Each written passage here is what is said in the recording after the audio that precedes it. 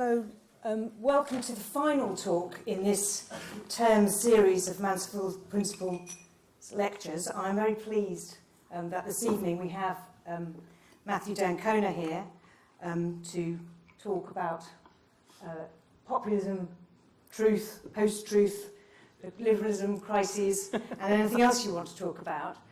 He is, of course, somebody who reaches a very wide audience through his writing in a scary number of media, but I'm very pleased that we've got him here to talk to us in the flesh and take questions.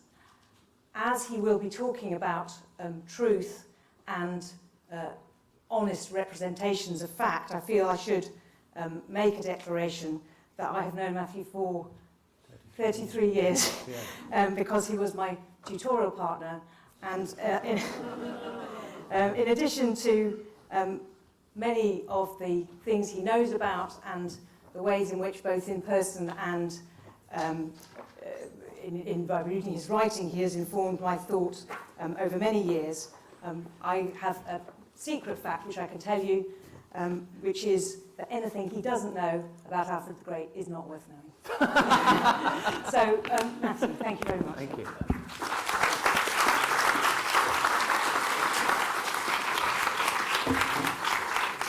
Well, thank you very much, and thank you for coming. It's wonderful to be here, and it's particularly wonderful to be introduced by Helen as principal, and I'm thrilled for her.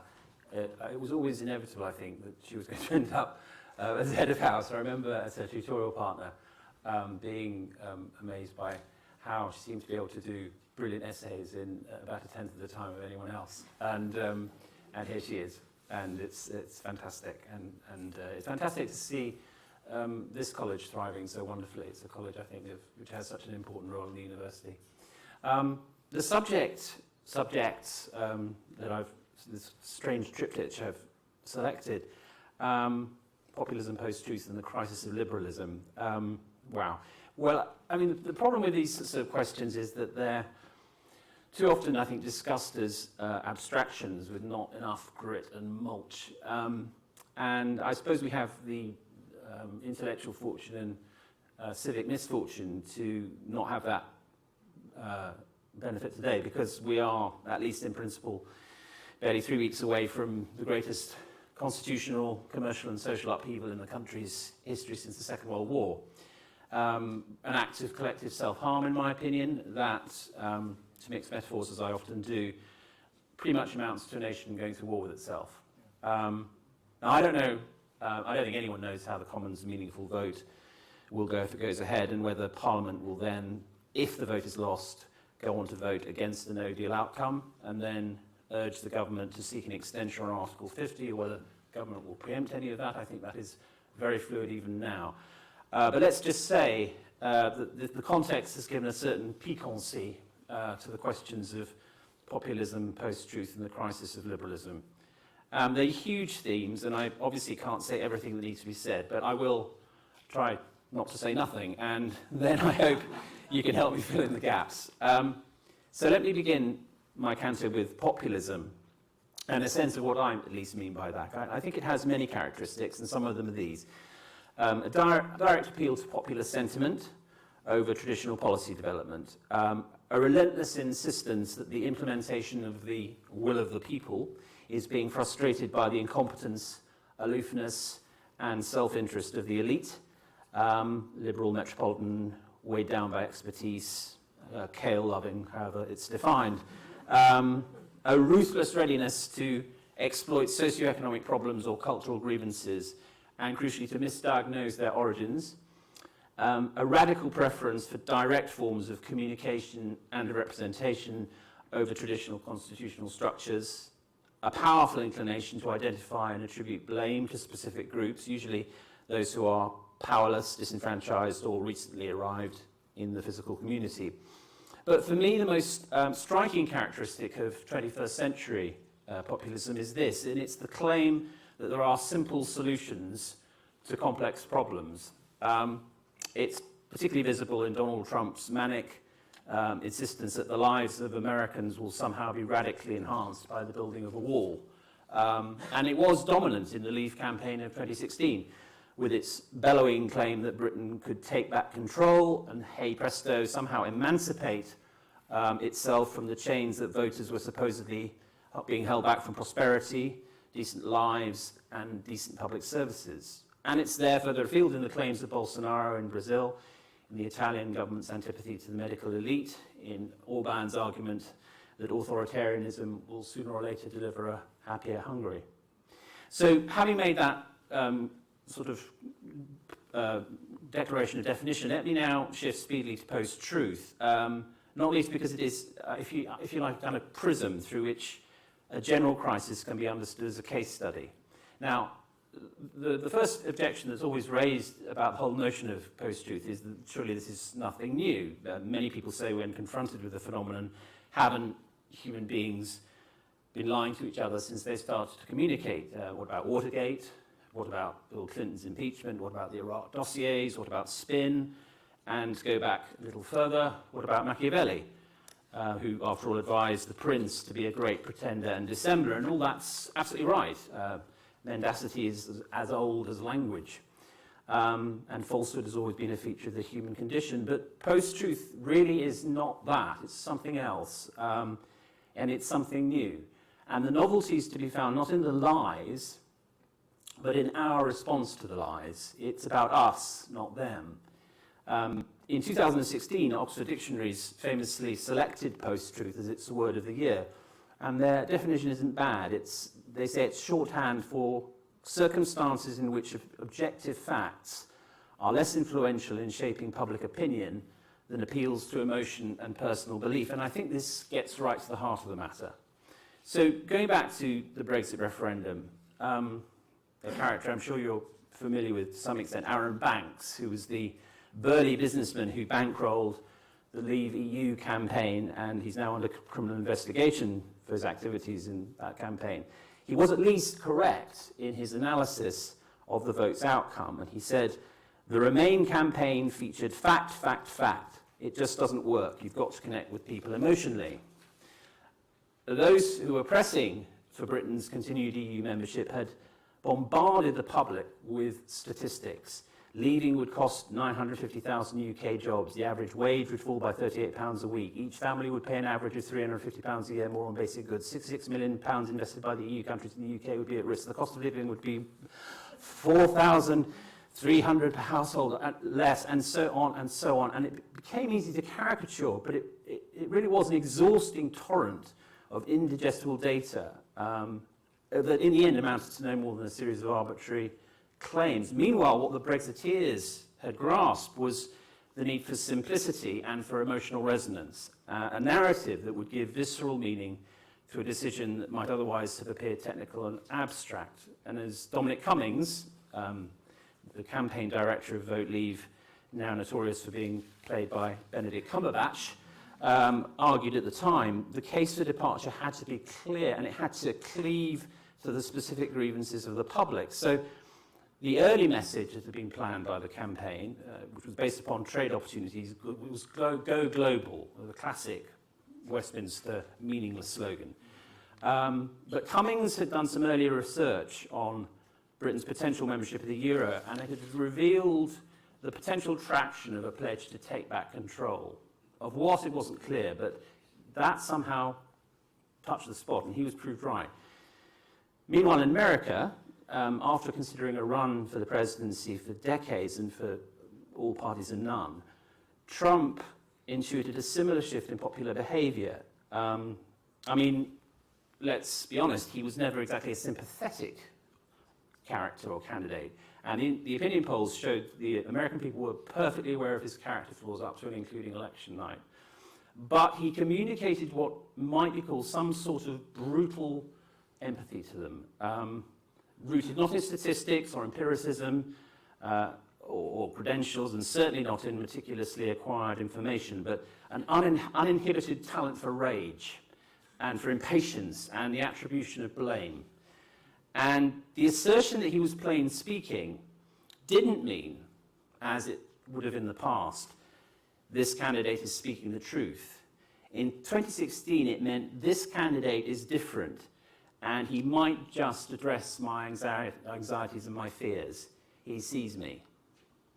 So when Kellyanne Conway, by then the senior aide to the president, famously spoke of alternative facts, she really captured, I think accidentally, but nonetheless perfectly, what was in fact a new epistemology. That in the post-truth era, what used to be called reality in the old days was absolutely fungible. The point is not to determine the truth by a process of rational evaluation, assessment, and conclusion. You choose your own reality as if from a buffet. And this has put rocket boosters under conspiracy theories, pseudoscience, Holocaust denial, and other things we can maybe talk about in the discussion section. But I want to just look a bit at the question, which is why? Why have we reached this point? And I suppose the social basis of post-truth is the collapse of trust in traditional institutions, and all else flows from that single poisonous source. Difficult to find a starting point, but I think the financial crisis of 2008 was hugely important. It took the global economy to the brink of meltdown, averted only by eye-wateringly huge state bailouts for the very banks that were themselves responsible for the collapse. In Britain, this was followed by the humiliation of the political class in the 2009 parliamentary expenses scandal. You may remember a series of remarkable articles. The Daily Telegraph exposed the astonishing practices that had enabled MPs to supplement their official salary by charging the taxpayer for everything from moat clearing and a £1,600 duck house to a bath plug and pornographic films. And on the other hand, scandals in show business, especially the monstrous sexual crimes of Jimmy Savile, dragged the BBC and other institutions through the mire. For my own trade of print journalism, the hacking controversy was no less a disaster. I was hacked myself, in fact, forcing the closure of the News of the World, the resignation of its former editor, Andy Coulson, as Number 10's Director of Communications, and Lord Levison's sweeping inquiry of 2011 to 12 into the conduct of the press, which has not yet been fully implemented 7 years on. In other words, we live in an age of institutional fragility. A society's institutions are meant to act as its guardrails. They're meant to be the bodies that incarnate its values and its continuities, and to shine a bright light on their failures, their decadence, and in some cases their outright collapse is intrinsically unsettling. But that's not all.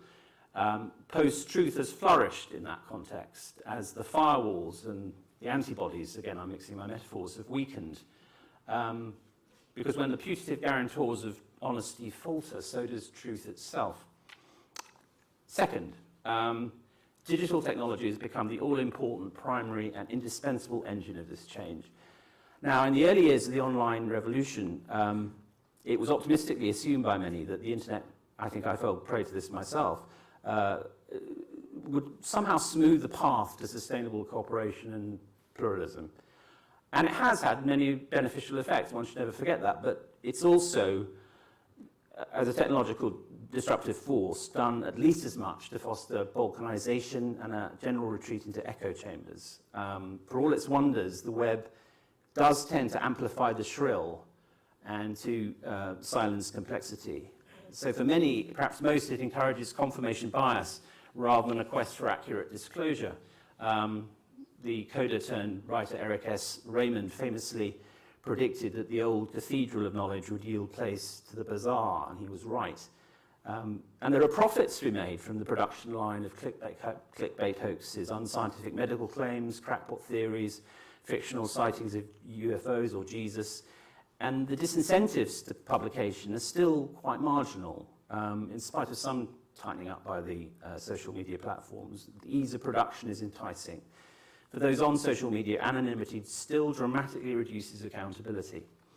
So in this consequent cacophony, the flow of information has increasingly been dominated by peer-to-peer interaction rather than the old-fashioned imprimatur of what's become known as the mainstream media. And we consume what we already like, and we tend to shy away from the unfamiliar.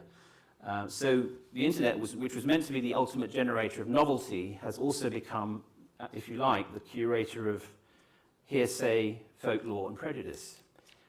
And the crucial point, which can't be emphasized strongly enough, is that this is not a design flaw. It's what the algorithms are meant to do. They are meant to connect us to the things we like or might like. They are fantastically responsive to personal taste and, to date, fantastically blind to veracity. The web is the definitive vector of post-truth precisely because it is indifferent to falsehood, honesty, and the difference between the two. And that's why fake news became such an issue in 2016, especially on Facebook. I still marvel at some of the hoax stories that were current in that year. The claim that Obama had banned the Pledge of Allegiance in schools. Pope Francis shocks the world, endorses Donald Trump for president. A report that Trump was offering free one-way tickets to Africa and Mexico for those who want to leave America. And my personal favorite, ISIS leader calls for American Muslim voters to support Hillary Clinton. Obviously, not enough of them did. But the funny thing is that as ludicrous as these stories may seem and indeed are, they commanded belief. There's a poll was carried out in December 2016 by Ipsos. More than 3,000 Americans, not a bad sample, which found that 75% of them had seen fake news headlines and judged at least one of them to be accurate. 75%. It's an astonishing figure.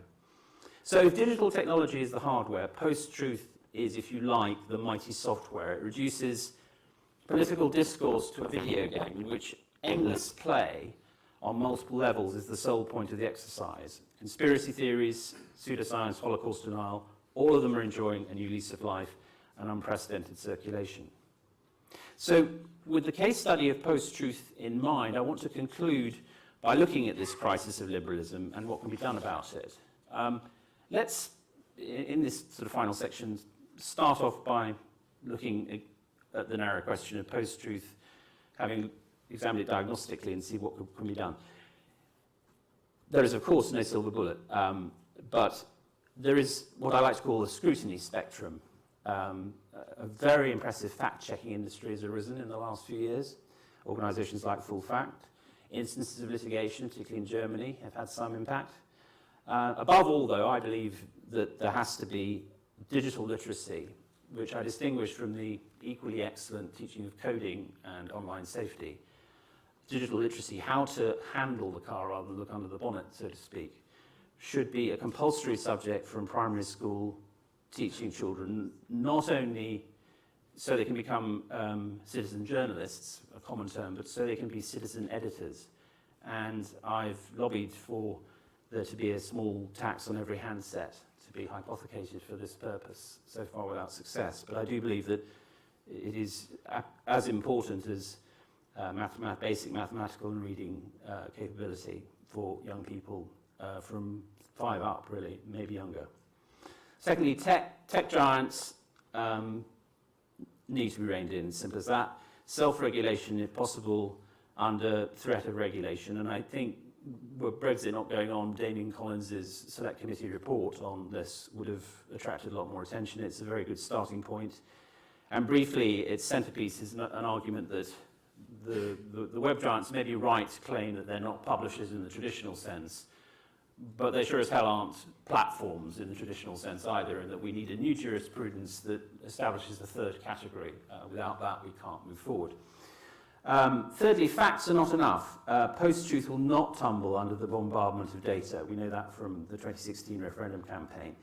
Of course, facts need to be at the heart of any response, but they need to be communicated in a way that recognises emotional as well as rational imperatives. There are all sorts of interesting lessons from unexpected disciplines. For example, from medicine, where a new form of diagnosis called motivation interviewing doesn't hit symptoms straight away, but it invites patients to talk about anxieties and behaviour. It's time-consuming, but has proved very successful. I think politicians aligning factual claims to emotional significance doesn't mean sacrificing veracity to theatricality. It means more than rapid rebuttal, too.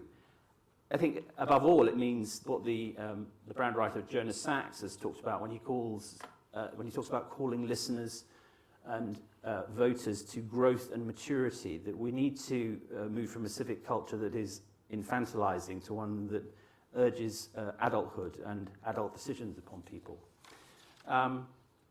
More generally, there is no pendulum. The most infuriating argument of those who seek to defend liberalism is the delusion that society has some sort of autocorrect facility.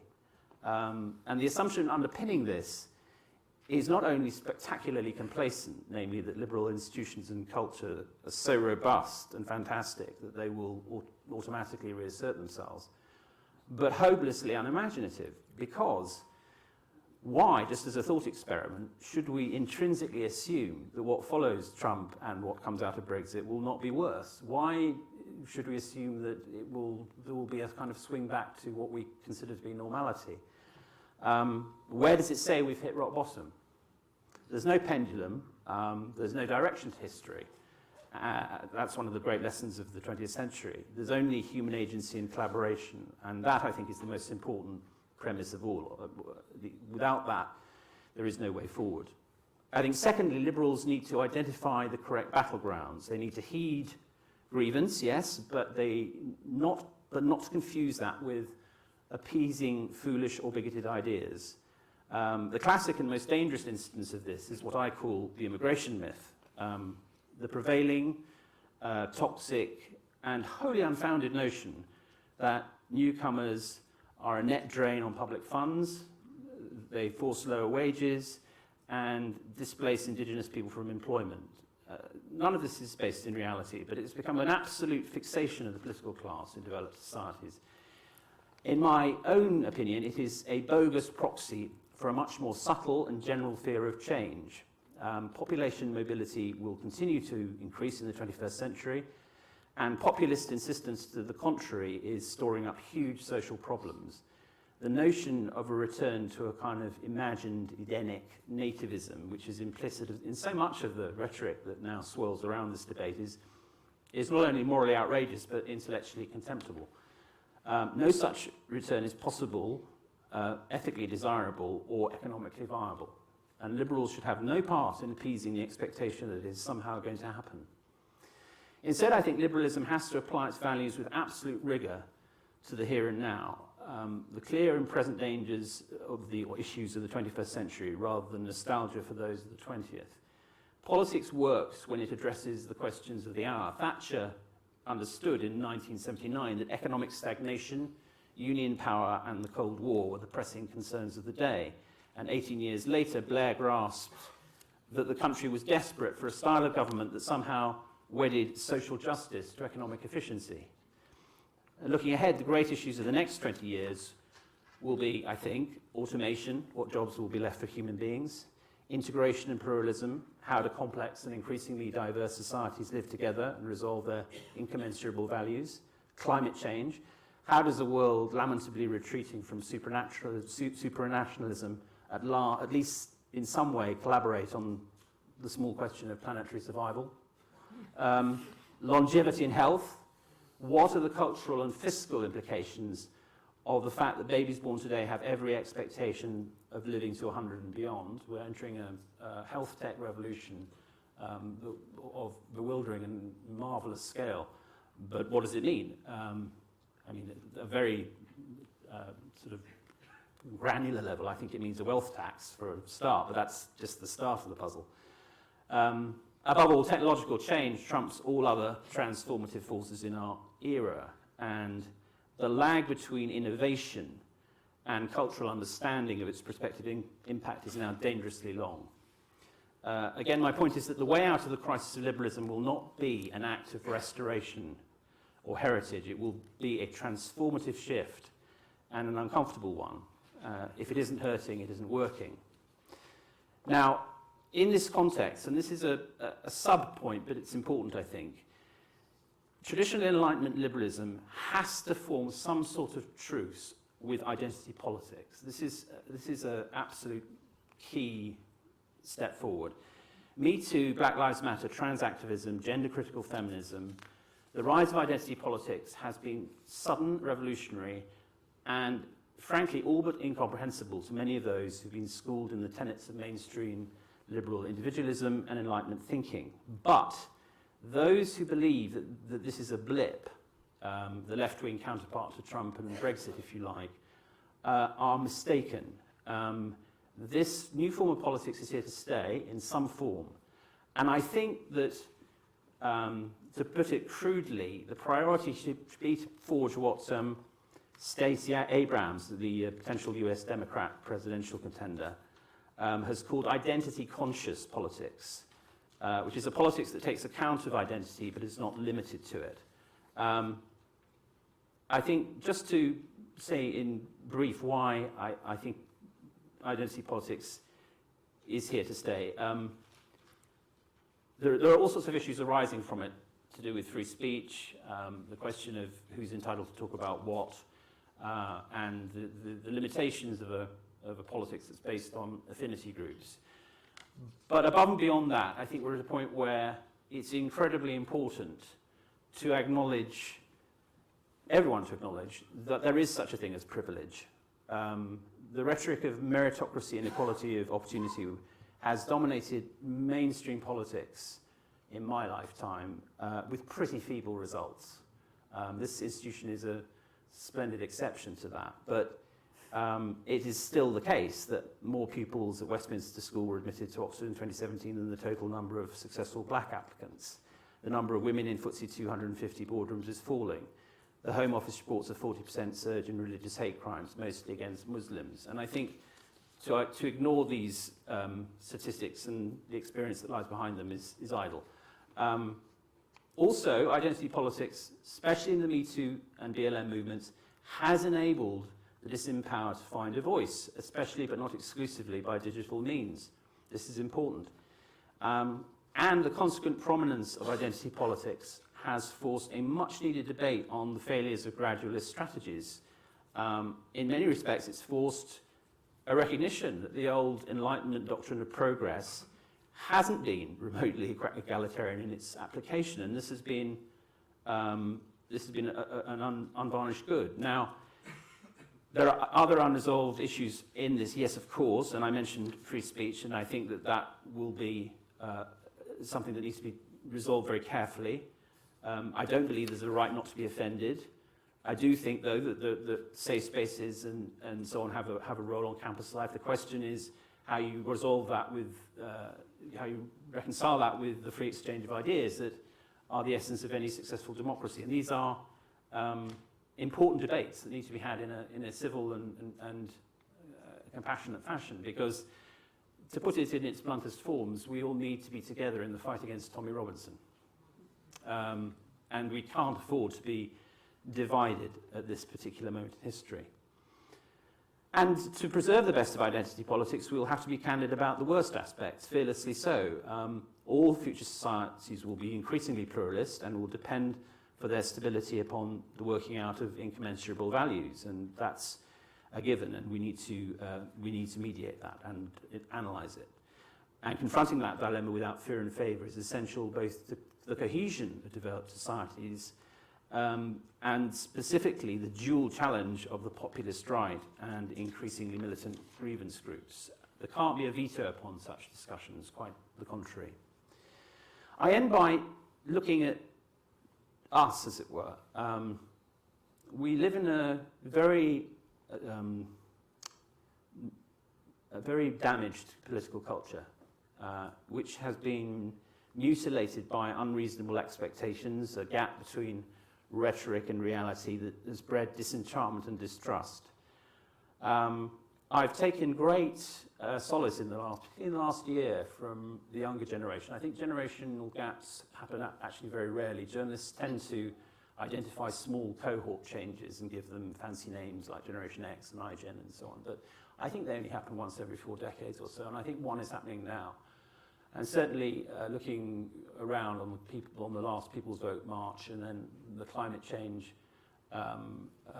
strike the other day and the anti-gun marches in America, something is changing, and it's changing for the good. But the task ahead is hard, and it will require an extraordinary amount of will.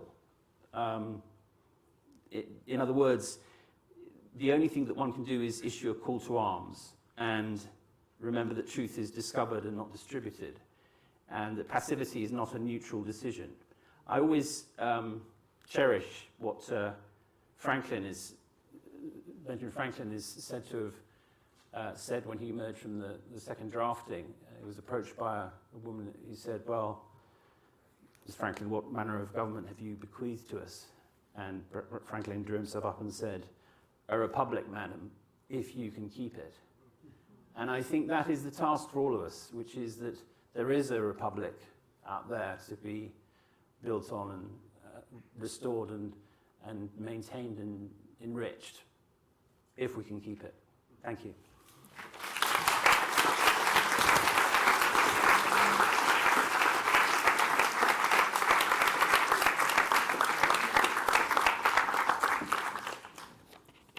Thanks, Matthew. That Pleasure. did indeed start all sorts of ideas buzzing in my head, and I'm sure a lot of other people's. I was very interested when you described Trump's trick, and I think to an extent maybe Bernie Sanders' trick as well, as brutal empathy. Yeah. And in recognising the grievances of people who maybe, because of identity politics, have been told they don't have a grievance. Grievance is associated with a particular characteristic, but who feel they have a grievance and they feel they are not heard, which is curious if you sort of espouse liberalism and you think, well, I'm listening to you on the one hand and you on the other hand. And I just wonder, as well as digital literacy, how you think we might teach or encourage emotional literacy, because I think the people who think they were emotionally literate have found they're not.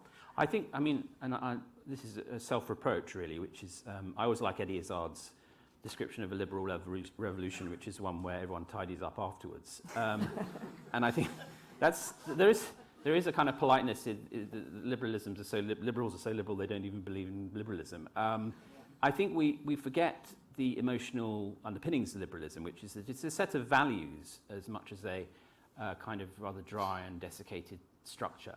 Now, by the way, I'm all for the dry and desiccated structure of the rule of law and accountability and all that stuff. Don't get me wrong for a second, but you're right. I mean, we need to learn more or less from scratch, I think, how to speak in narrative, because in the current media environment, which is going to get only more like what it is now. I mean, it's funny, I think 10 years from now we'll think that these really cool smartphones we had in our pockets were hilariously boxy, and the Internet of Things will mean that when you get into an Uber or you go into your kitchen, you'll just snap your fingers and the thing you want will be on the wall or on the table, and that building into our built environment and our mobile environment of our information sources is going to take this onto a whole new level, motorized by AI, which will of course make everything even more bespoke.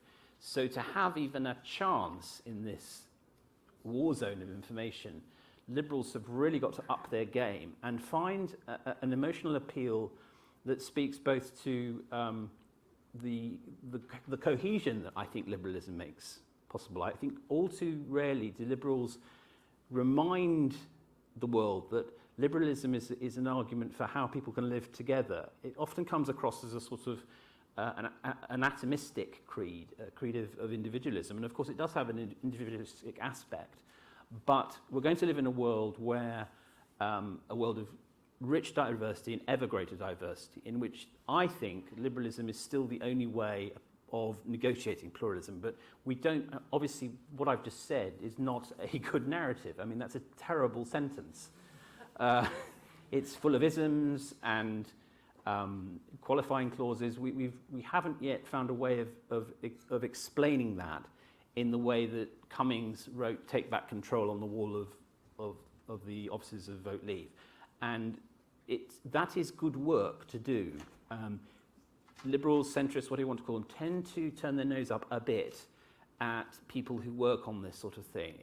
There's nothing wrong with what might be called slogans, or even if you want to call them sound bites. These are important things which stick in the mind are important, and the power of language and the brevity of language and the concision of message is an important thing.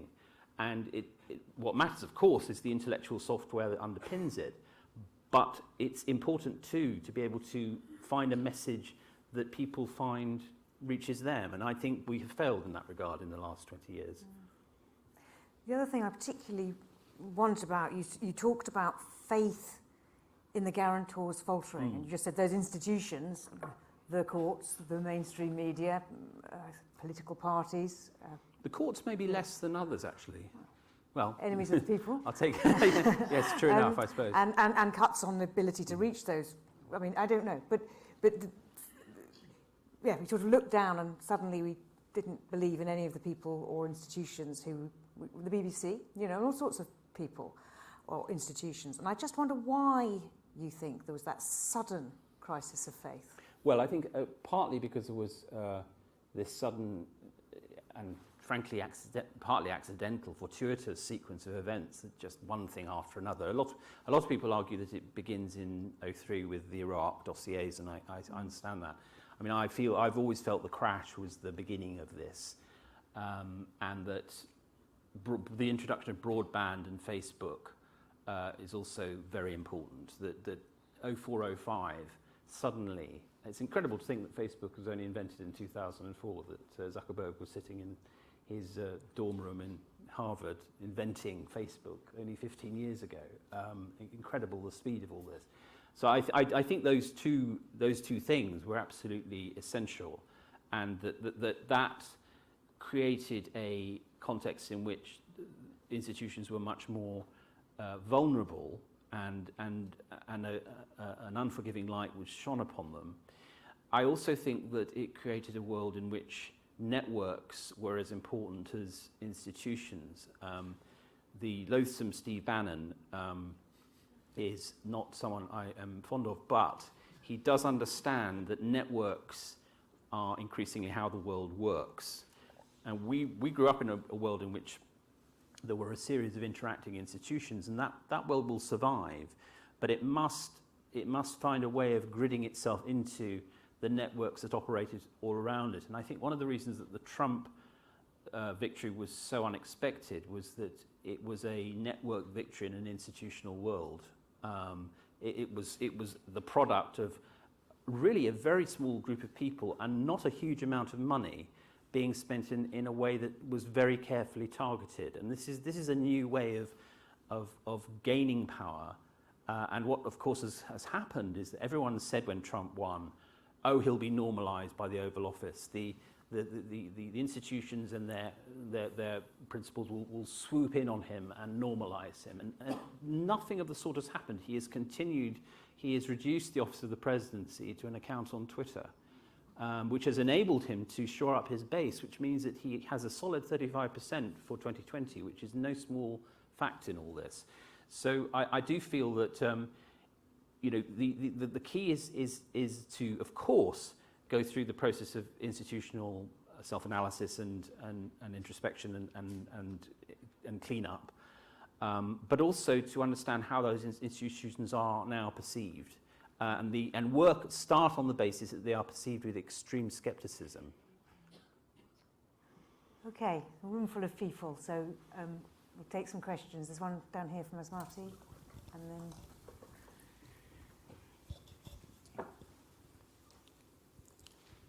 Thank you. That was an outstanding presentation. Thank you. Let me first issue a caveat that I'm a young student curious to know more. So if I say anything that you disagree with, I don't seek to oppose you. After all, who That's am okay. I? Just a young student. Thank you. Who am I? My first is, I wonder when I hear people like you, Robert Kyohin, John Eikenberry, etc., say that the liberal order is in crisis now. It has always been in crisis. I want to ask how much you think the hypocritic nature of the liberals in our society and their pretentiousness has led to the crumbling of the liberal order as we stand. Because, and I'm wondering, because it's happening in Europe, that's why people think the liberal order is in crisis. I said it's always been in crisis because previously, Western nations have supported brutal government, populist governments in Africa, the Middle East, etc., against their own people, against the liberal values they stood for. And during those times, nobody thought the liberal order was in crisis. Today that it has affected Europe and America, everybody thinks it's in crisis. So I wonder how much you think the hypocrisy and the pretentiousness of the liberals in our society has affected the crumbling of this society. The second is... Okay, we need how many more? One more. Okay. I'll take one more. Yeah, one more. Go on. Okay, right. Thank you very much for your kindness. So the second one is about the disregard for traditional institutions, which you said has led to the crumbling of the liberal order. How much do you think liberals have contributed to the disregard of traditional institutions? Because I believe politics is a context of ideas. So if Steve Bannon comes here and wants to talk, rather than me going out there to protest against him, I would rather come in here, listen to him, context his ideas. But in this time, many liberals appeal to the emotions of people and say that, oh, Steve Bannon is a right-wing person. Go out there and protest against him. Meanwhile, if the same is done from the other side, liberals stand up and say, oh, it's wrong. Why don't we think it is rather best to contest these people's ideas other than confronting them through protests and etc.? Thank you. Well, I'll get me coat. What a great couple of questions. Okay, again, there's so much I could say. I can't say everything. I'll try not to say nothing. To deal with the second point quickly, yes, okay. I think no one has the right to a platform. And I think the no platform debate has got a bit snarled up with the idea that every student union in Britain is obliged to invite Tommy Robinson or Steve Bannon to their premises. And of course they're not, any more than anyone is obliged to invite them into their house. The second question, though, is do I think it's better to... do I have a predisposition towards what you said, which is the exchange of ideas is better than trying to silence them? Yes, I do. I don't think freedom of speech is an absolute, but then who does? So I like the marketplace of ideas. I'm not ready to give up on it. That's my answer to the second bit. The first question is really, really interesting and makes me think deeply. Yes, it's interesting. Is in fact the crisis of liberalism really just, as it were, the stone being lifted? It's certainly true that liberal or self-declared liberal governments, particularly during the Cold War, did some pretty horrible things in the name of a global conflict and justified it on the grounds which, superficially had some merit to it, that it was better to be on that side than on the totalitarian side. But of course, they did so in a very different information ecology. Now, those hypocrisies are being revealed. We live in the era of WikiLeaks, information dumps, and it's a lot harder to maintain that sort of that cosmetic approach of euphemism and excuse. And I think you're right. There's something in what you say that probably what we're calling a crisis of liberalism is to some extent just the chickens coming home to roost. What's certainly true is that what we call identity politics is entirely present in Malcolm X's speeches and writings. I mean, it's, in every detail, it's there. So the idea that identity politics is in and of itself new is not true. The question is, why has it taken grip now? And I think we've explored some of those reasons today. But yes, I think you're right that liberalism has always had, after all, do most systems of thought, it has intrinsic weaknesses, and they have been revealed in one great gulp, and that is causing enormous tension. But it's a really interesting point. So it's sort of sudden moment of transparency when elites, which have always been perhaps hypocritical or self-serving, has suddenly opened up. Yes. But at the same time, the voices of all sorts of other people, some of which are crackpot and might have been Absolutely. standing quietly somewhere and not really having taken notice taken of them become amplified. Well, it's interesting, isn't it? We graduated in '89, and that was the year of the end of the Cold War. Might have done. Well, you, of course, were much younger. But I did. I graduated all that time ago.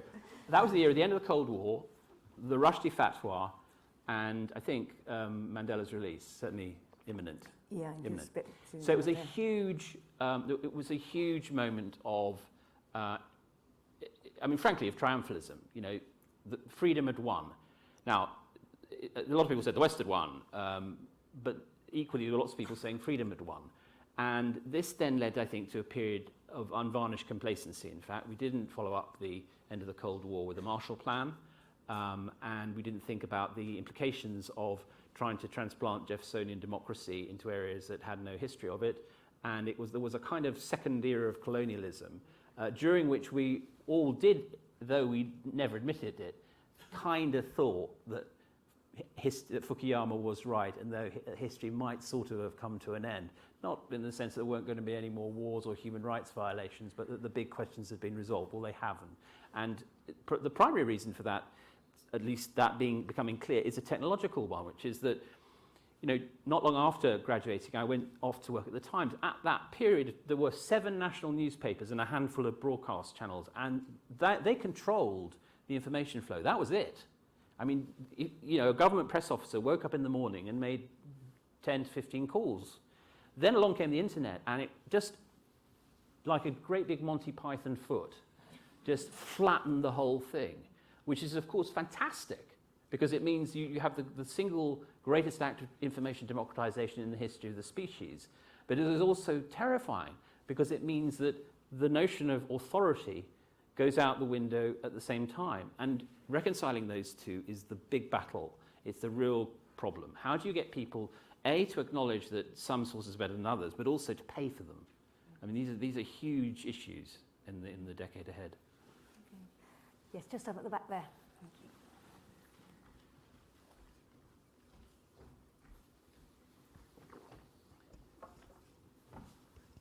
Yeah, talking fake news, and excuse me if I've missed some news on this, but I just wanted to ask, to what extent do you think that the hand of Putin might have been behind Brexit and Trump's election?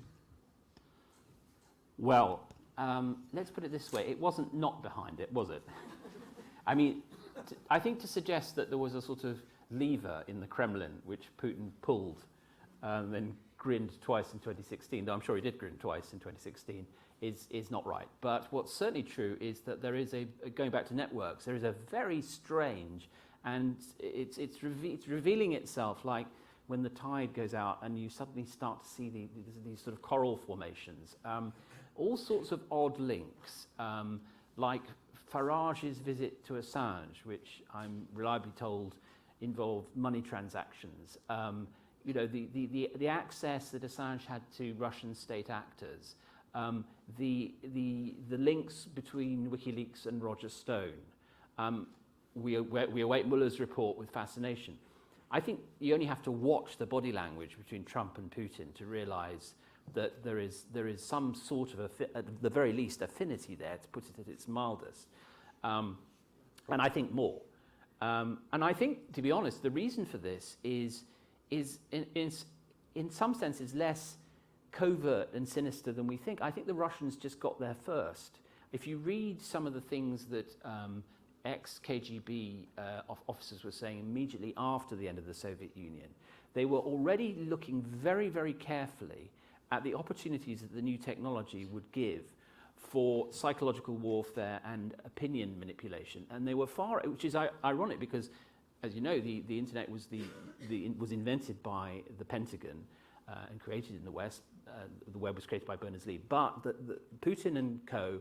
understood much more quickly that it would matter by 2019, much more what range of hacker camps you had than where your nuclear silos were. And I think that showed a kind of diabolically good vision. So absolutely, and I think it will take a while and perhaps even posterity to reveal its full extent. But it is very clear that the rules of the game have changed quite dramatically. Geopolitical rules, I mean. Could I just examine that question of complacency?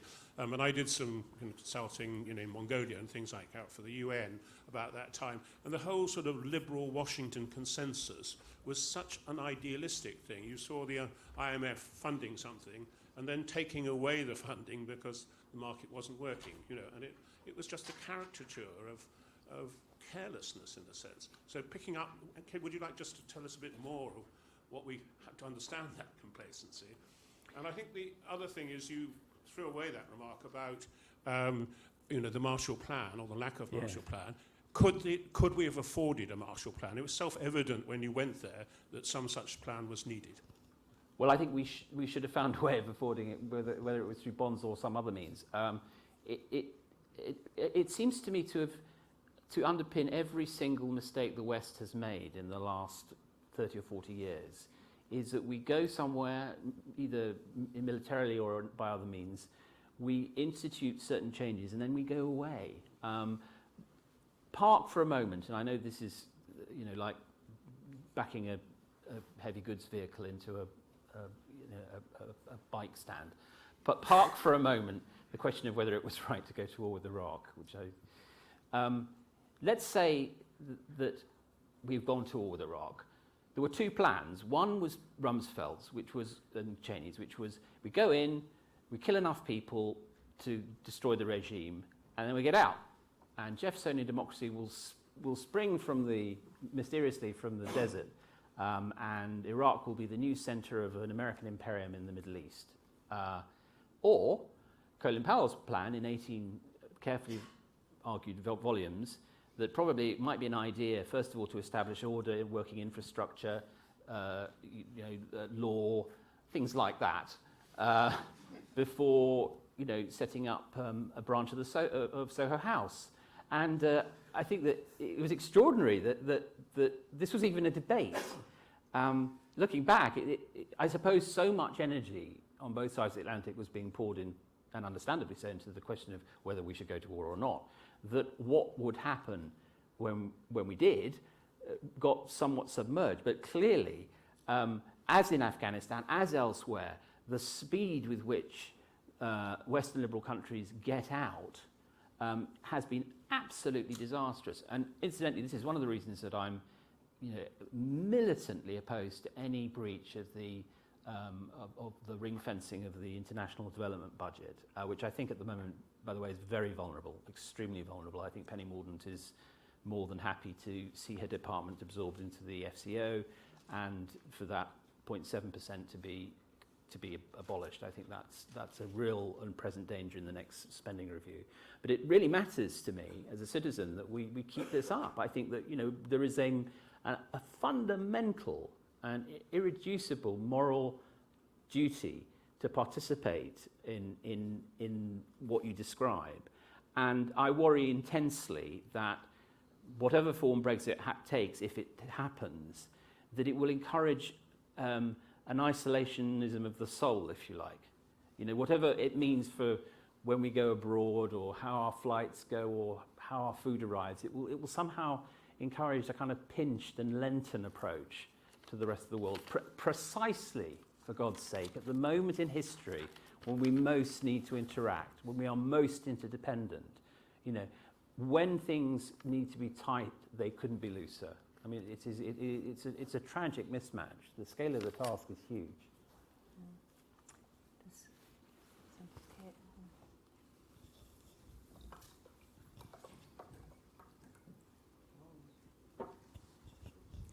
Thank you very much. That was really very interesting. I was extremely interested in your optimism about our generation, because your examples were the People's March, it was the Fridays for Future climate change action. And I mean, these are all examples of people not being active in a party, but outside parties and demanding change on the streets or somewhere else. But you talked about the transformation that we have to go through. You talked about different policies that we have to implement in order to get this transformation started. And I mean, all these policies have to be implemented into policies by parties. Yeah. So how can you explain this gap by less and less people being young people getting active in parties, and on the other hand, your optimism in the next generation tackling all this transformation? Well, my optimism about the new generation is partly a recoil from some of the slanders that are aimed at it, actually. I'm sick and tired of hearing that young people are snowflakes and, fragile. I really think it's absurd. It's so much harder to be a student now than when I was one. So much harder, A, to get into a university like this, and B, the kind of the pressures that, what has my generation left you with? Brexit, nothing on climate change, soaring property prices, the end of the career structure. Thanks a lot, Dad, is what I would say. In fact, I've got a couple of children. Anyway, no, I mean, your generation is actually anti-fragile, to use the Taleb quote. It really is. And this positions it well to a certain extent, reboot the system, which is, I'm not bothered by, in fact, I'm encouraged that it's issue-based, first of all. You're absolutely right. Of course, sooner or later, it has to coalesce itself in the delivery systems that political parties are. And looking at the landscape at the moment, who knows what structure we'll have in 5 years' time. I mean, what the independent group has done, whatever happens to it in the future, is it's introduced the indeterminacy principle into a tribal system, which is, hey guys, there are other options. Now, I don't mean for a minute that Chuka and Luciana and co are all going to be in government in 5 years' time. I don't mean that for a second, but what I do mean is they've done a great service, which is to show others you don't have to use this system. There are other ways of doing it.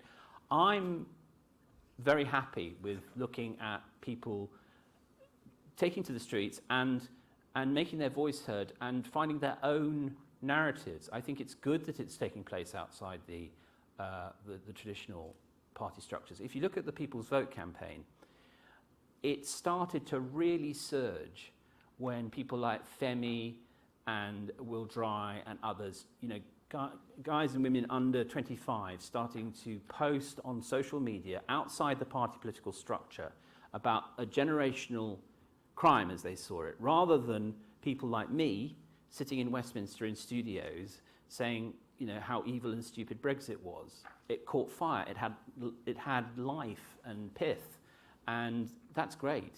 And to be honest, as a sort of future senior citizen, I'm quite happy to stand back and enjoy it. And I am an optimist, actually.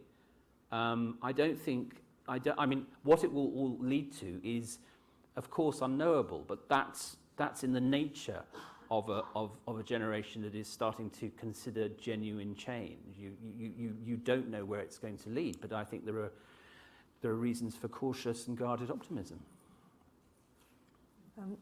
Not here, sorry, and then down here. Thanks very much for the talk. It was Pleasure. really, really interesting. I'm kind of curious about your optimism and these alternative political strictures, because it seems to me that unless the electoral system changes, nothing will really happen. And I can't see any indication that that's going to happen anytime soon. So I just wonder what your thoughts are about the first past the post system. Thanks. Well, what's interesting is that no one has yet managed to persuade the public that it's even an issue, which is perhaps sad, but certainly the AV referendum was, I mean, most people don't remember it happened. When you say to people there were two, you do realise there were two national referendums quite recently. They say, no, there weren't. No, there really were. 2011, AV, no, you're mistaken. Liberal elite. You and your Glyndebourne. It's true that you're right to imply that the barrier to getting into the game under first past the post is so high that any new party would face huge problems. I mean, the independent group, it's quite conceivable they'll all lose their seats You know, it's entirely conceivable. All I think is that what they have done is shaken up the people in their respective parties that they've left, and perhaps made the Liberal Democrats realise that their time is coming to an end and maybe some form of new formation is sensible. But it's interesting that, you know, immediately they left, you know, the Tory party policy changes, Corbyn announces a people's vote policy of some sort. This was a galvanic moment.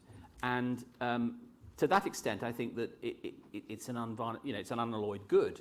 But my optimism is not based on a presumption that 3 years from now there'll be 650 candidates in place to fight a general election at the centrist party. I know there are people, there's a sort of second wave theory that the Tiggers, as they've become called, are a kind of canaries down the mine, and there's going to be a much bigger surge. I think the story will be much messier than that, and I think your caution is correct. But where I'd sort of still cling to my optimism is I think that where a couple of months ago we were in a kind of glacial standoff, the situation is at least a little bit more fluid. I wouldn't put it any more than that.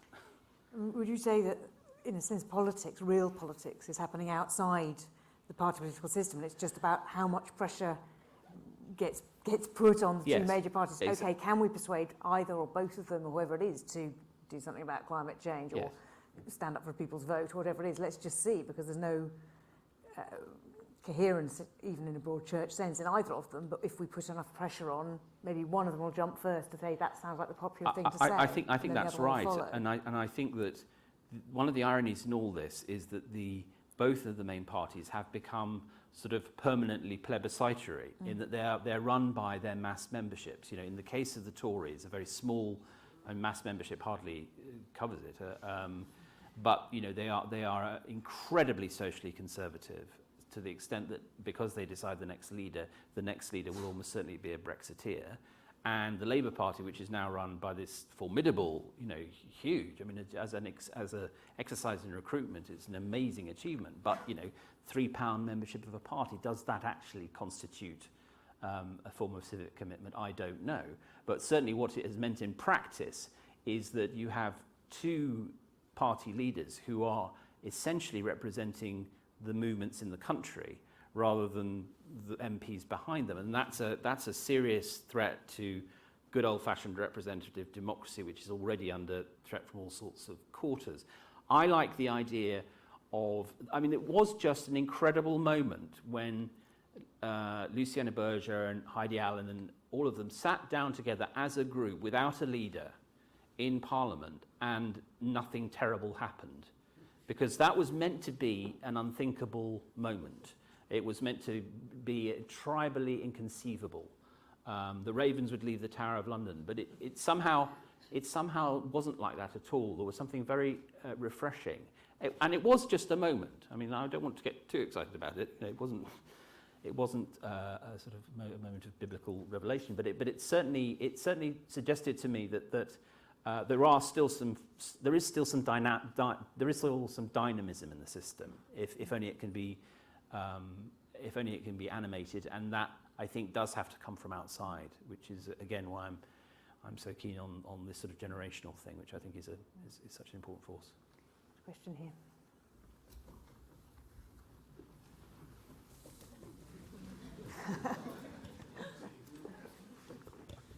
In your presentation, you gave us a lucid explanation of post-truth, and you warned us that liberals can't expect a shift of the pendulum. Things might get worse after Brexit.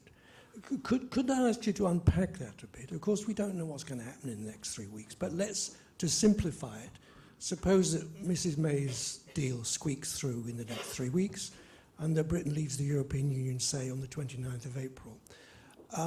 In that kind of situation, how do you predict that the public debate in this country on Europe will develop? Will there be more post-truth?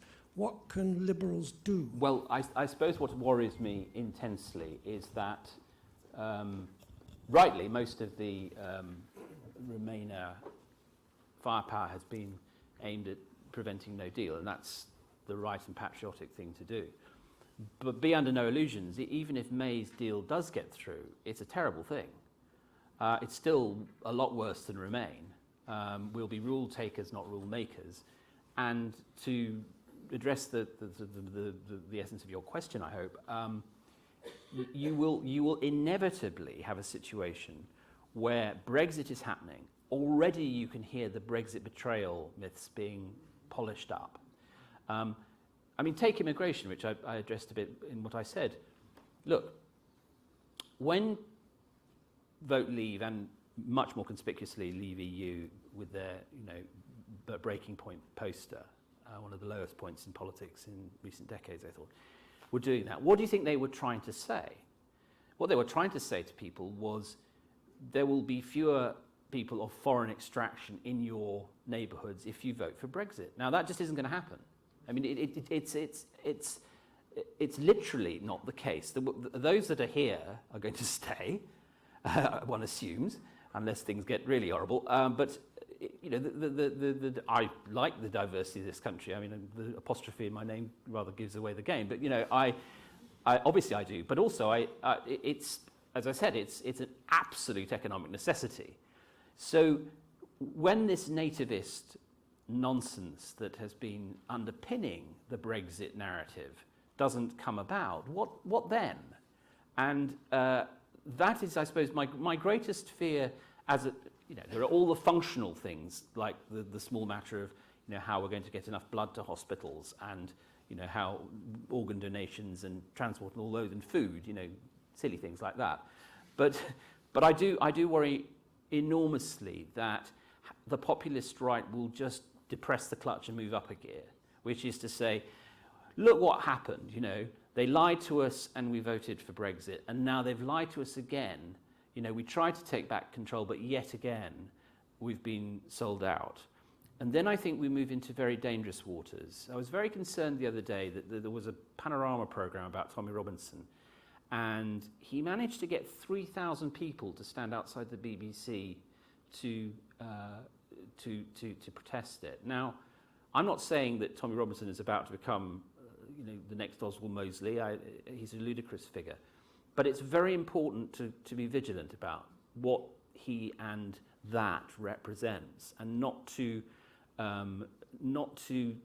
drop our guard for a second, because I think that even whatever happens on March 29th, this goes on. Unfortunately, the battleground is now cultural. It really is, and we have to be in a position to take on those arguments and take them on robustly. One here, and then one here. And then I'm hoping we're going to get a lot of gender balance going again. We did to start with, so I didn't say anything. But Thank you. I agree very much with the diagnosis, the explanation of why we are where we are. And I think it was two big structural changes, so to do with the economic crash and the shift to social media really were identified as the big causes, and a number of contingent events, and also this kind of process of collapse of deference. Yeah. But I'm a bit less clear on what the prescription is here. I want to push you a bit on it, because insofar as we had one, I think it was more liberalism communicated better. And I want to just test you on that, because given the prognosis, and the fact that the crash was about large numbers of people whose lives got much, much worse, and a society that has got much less equal and much less secure, can liberalism deliver on that? And isn't it the case that we would need to be able to package and communicate a political philosophy which is potentially more based on equality, and a social and economic policy which is actually capable of delivering security to people? And insofar as that is the case, I mean, the thing I guess that worries me, and that sort of, I think the nativists are opportunist and wrong, but insofar as there may be a kernel of truth, I think those philosophies based on equality and credible approaches to security do pose the question of who is in and who is out. Well, I suppose my answer to that would be if I'd added a fourth bit to the long list on my order of service, it would have been equality. You're totally. I mean, I couldn't agree with you more. I think that if I look at my own political journey in the last sort of 10 years in particular, I've come to feel that this century will involve a lot more statism and a lot more taxation and certainly a lot more redistribution. And I can see no alternative to that. And this will be a difficult balance for lots of liberals, who, particularly on the economic liberals, who are allergic to that kind of thing. But it is absolutely overwhelmingly clear, and this is why I mentioned the wealth tax and also talked only fleetingly about the reasons for the rise of identity politics. As you say, that look, globalization has delivered many good things, but its pathologies are rampant. And nothing annoys me more than the single transferable article in the Daily Telegraph every time the latest IMF figures are delivered, which show that the world is richer than it ever has been, which is, yes, it is, but mostly in about 17 people. And yes, I know the next bit, which is absolute inequalities may be reducing too, but boy, you know, it's pretty striking how there are people living in conditions in this country which I simply find bafflingly abhorrent. And I don't think any political narrative that tries to kind of counteract the populist right one, that doesn't take account of that, and to speak to your excellent point, come up with policies that do it, is doomed. And I mentioned wealth tax because it's a very good sort of end of the sellotape one. It's a very good way. If you go into a centre-right think tank and say wealth taxes are good, it's a bit like throwing a brick through a window, you know, because actually most of them still haven't come round to the fact that we desperately need to find a way of taxing wealth in this country, you know, and redistributing some of that wealth. And it's interesting, I'm fascinated by the way that Rutger Bregman's sort of suddenly become a kind of superstar figure. I don't think that's an accident. And I think it's because people are ready to hear an argument that actually has been made in all sorts of ways, in all sorts of contexts. This is going to be a century of redistribution. The question is how to make that politically possible, but B, how to make it compatible with a society that thinks that citizenship and consumerism are the same thing. I mean, how do you remind people of their responsibilities? How do you get them to join up the dots of, I am morally appalled by seeing a homeless teenager on my street, with, you may have to do something about it. And that gap has never been further apart, I think. That people tend to think that... well, the nativists have an answer. That, well, yes, the nativists have a very straightforward answer, but it's not going to happen. I mean, even strip away its sort of contemptibility, it's just not going to happen. Not least because the demands of the labour market will be indeterminate.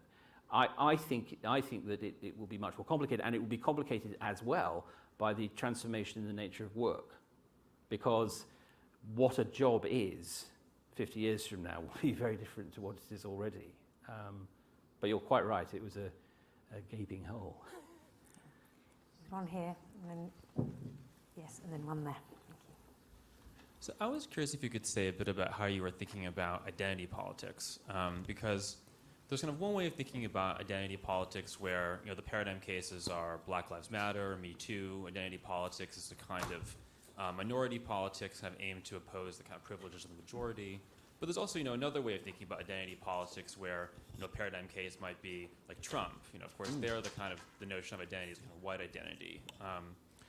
And so, you know, there on that way of kind of thinking about identity politics, you have a kind of recognitional politics that's, of course, can appeal to majority identities as well as minority identities. And that kind of way of thinking about identity politics has probably been around for quite a long time. There's nothing particularly kind of new about the era.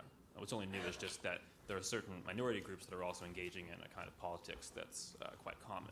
So I was just kind of wondering if you could kind of say a bit about your thinking about the nature of identity politics? Well, I mean, you're right to imply that identity politics is far from being simply a phenomenon of the left. I mean, it crosses the spectrum, and it has huge problems as a consequence. Because, you know, I mean, one of the reasons that I think, you know, I stand my ground as a liberal, if you like, even though I think there are many aspects of identity politics which are important, is that I do think freedom of speech is important because it is historically always the weak and the disenfranchised that end up being silenced. However, it starts out in the academy or stand-up comedy circuits. You know, in the end, if you sacrifice that right, you end up in a very dangerous space. I think, you know, I'm a great believer in apprehending the world as it is, and it is simply the case now, it seems to me, that for all the reasons you talked about and we've been discussing, people are now clustering in affinity groups. And I think part of that is because everything is so disaggregated, and people do feel they look for forms of affinity, they look for forms of representation, and they find them in virtual groups as much as they do in geographical or physical form. And that's not going to stop. And I also think that, as I said, that there's been a necessary kick up the pants against gradualism from identity politics, which has been good. I mean, I think, look, there's nothing, it always makes me laugh. To take the example of Me Too, about 2 weeks after the Weinstein story, there was a flurry of articles by white middle-aged columnists in national newspapers saying, you know, my struggle under Me Too. Now, first of all, you know, don't be ridiculous. Secondly, shut up. And thirdly, you know, you're writing a column in a national newspaper. How exactly is it that you have a struggle? You know, what precisely is the nature of your struggle? And so, you know, how have you suffered since these hurtful revelations? You know, who will speak up for Giles Corran? And I kind of think that it's kind of parodic. I always felt that something like Me Too was going to happen, and I didn't think it was going to happen in the form that it has. It's been an extraordinary revolution. It's only in my view, in its infancy. I think it has a lot of phases to go. But this phase is, and this is why I think identity politics does have value, that there are moments when it's a good idea for the guys to shut up. International Women's Day being one of them, probably. So I should probably have declined to speak. But I don't think actually you know, the occasional tactical withdrawal from the phrase is that terrible. I think it's amazing that it used to be not a problem that there would be panels at book festivals and things on which it was all men, and now, you know, it's standard practice. You just habitually ask, oh, by the way, there is a reasonable gender balance on them, isn't it? That's become a normal part of daily life. But it wasn't before. That's the point. It wasn't until that major and really quite intense explosion of opinion and feeling. It wasn't. And I think that's what I find, you know, a lot of liberals are very, very, very opposed to identity politics. And I'm not for a minute dismissing the issues that arise from them. But I do think that it's important to understand where they came from, what they've achieved, and where they go next, rather than simply to say, let's get rid of them and go back to, you know, Diderot and Jefferson, because it's not going to happen. The real question that does trouble me, as I said, is I do worry about the progressive, if you like, the progressive public space becoming involved in a massive civil war between, you know, extremely well-dressed young woke people and people who look like me, which first of all would be we'd lose, and and secondly, it would achieve very little. That, you know, there is an intergenerational debate and dialogue to be had here, which need not end in civil war. That would be a disaster. It's exactly what the right want.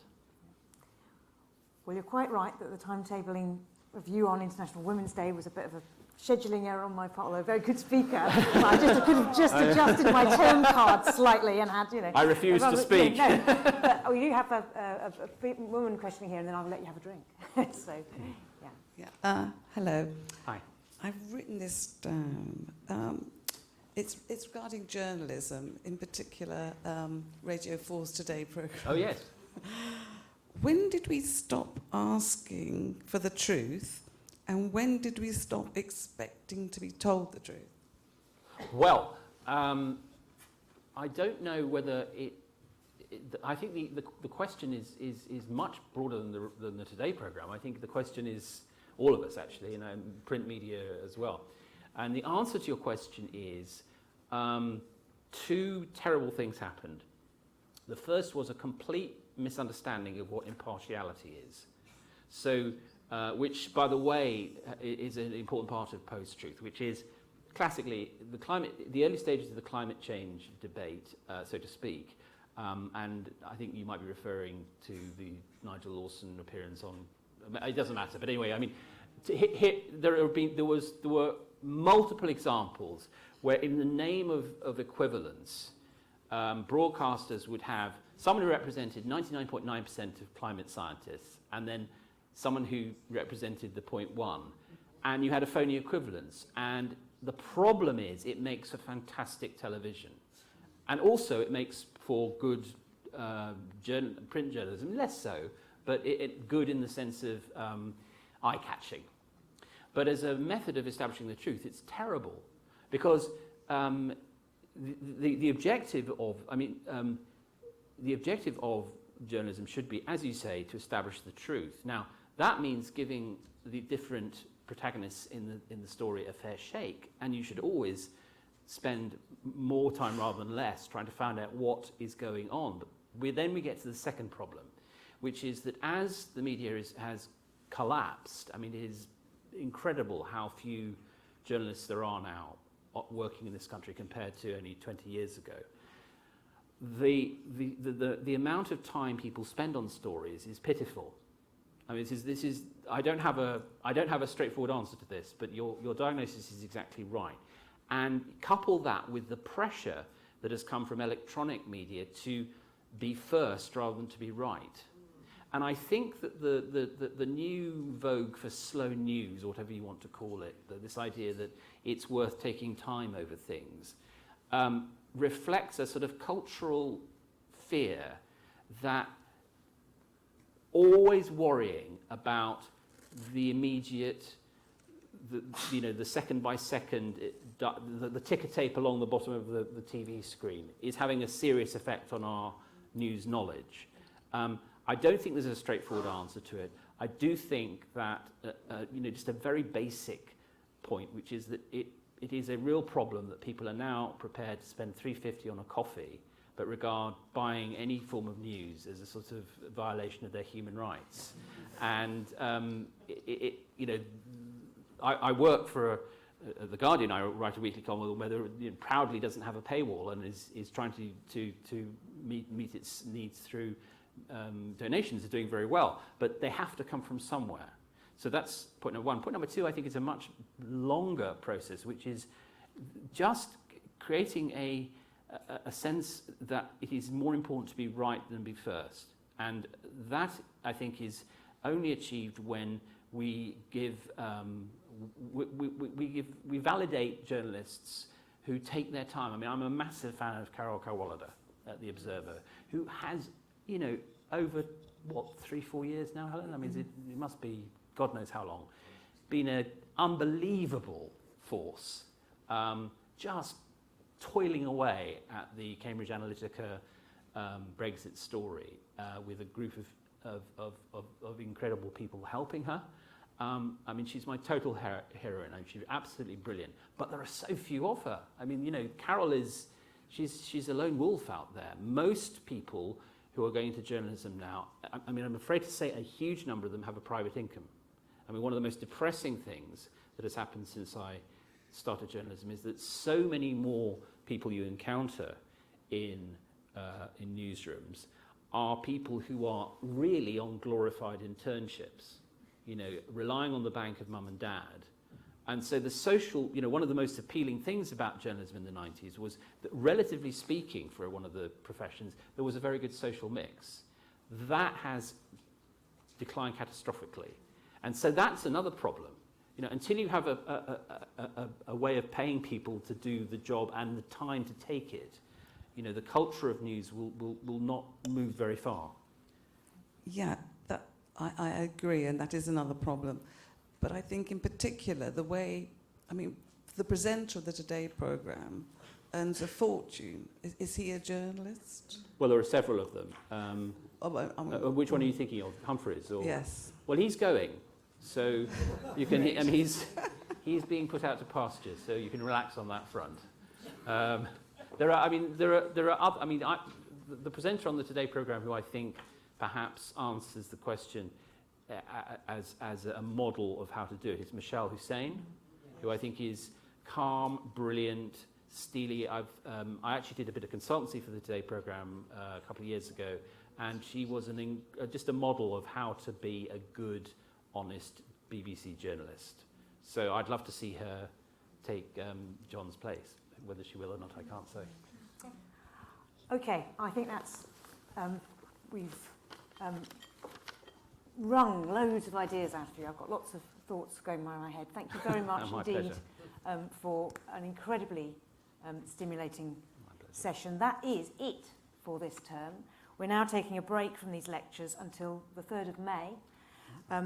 The lectures are then going to move to 5:30, which I think is an easier time for some people who are coming from work or lectures and so on. So, work, lectures, with your degrees, that sort of stuff. At 5:30 on the 3rd of May, we'll have the first of next term series, which is the annual Hands Lecture. It will be Dame Colette Bow, who is a member of the Nuffield Foundation. She's the chair of the Banking Standards Authority. She was the chair of Ofcom and is about to become a member of the Fiscal Policy Committee of the Bank of England. She was also the press officer in Westland, actually, for those of you who are either old enough to know about the Westland affair or have studied it in history, I fear, but there we are. Right, probably history. Anyway, she is going to be giving a talk called A Long and Winding Road, Enforcing Standards in Banking. And then we've got a great term coming up, so if you want to know what's on and see it in advance and try and diarise it, there's a list at the back, and if you want to give us your email address, we'll make sure you're on our mailing list. But thank you very much for being a very interesting audience full of stimulating questions, and thank you very much, Matthew, for having us.